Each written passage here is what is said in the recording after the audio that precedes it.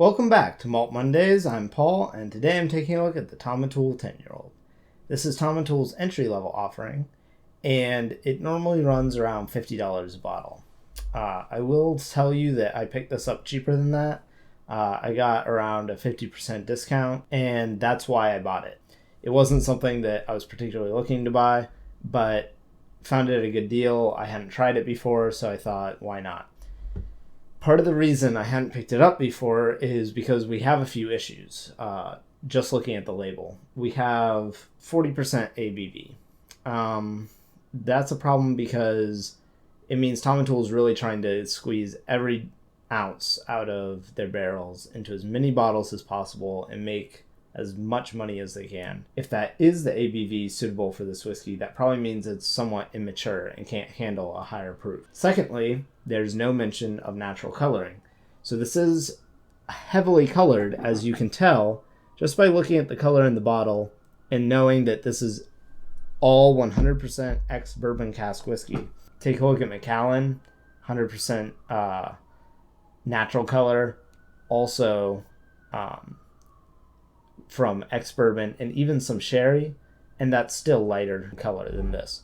So we know that they're trying to make their whiskey seem older, more mature, and I don't like that. I feel like it's dishonest, and I feel like they don't believe in their own product when they use coloring. So we're going to see how this tastes. This is from the Speyside region and the Glenlivet area. So the Glenlivet estate. So I'm expecting some of those lighter body and light fruit characteristics to come through. On the nose, I immediately get a little bit of sharpness, some nail polish remover, but it's just a touch. It's not super bad, but it is there, and that's not something I would expect to see in a $50 single malt. After that, I get vanilla, I get caramel, a lot of those ex-bourbon notes, some young wood, and some light apple, like apple skins. So we'll see how it tastes.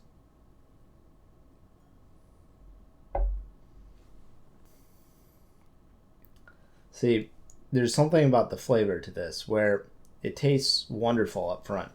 It starts off with those nice vanilla, fruity flavors, but the finish is so bitter and hot, and not hot in like a spiciness. It's hot in terms of alcohol burn, that it really makes this fall well short of some of the other malts in this price range. It's not bad, but it's definitely not as well-rounded and put together as a lot of the other 12-year-olds that you can purchase in the $50 to $55. So to recommend this at $50 is difficult. If you find this on a discount somewhere, buy it. It's worth buying to try. But I would say pick up something like Glenmorangie La Santa or Auchentoshan American Oak, something like that. If you were trying to get a light-bodied whiskey in that range, you'll be much more satisfied by both of those whiskeys than this one. So I would give it a 75 out of 100. And a lot of those lost points are the price range. It's not well put together. It's not rounded.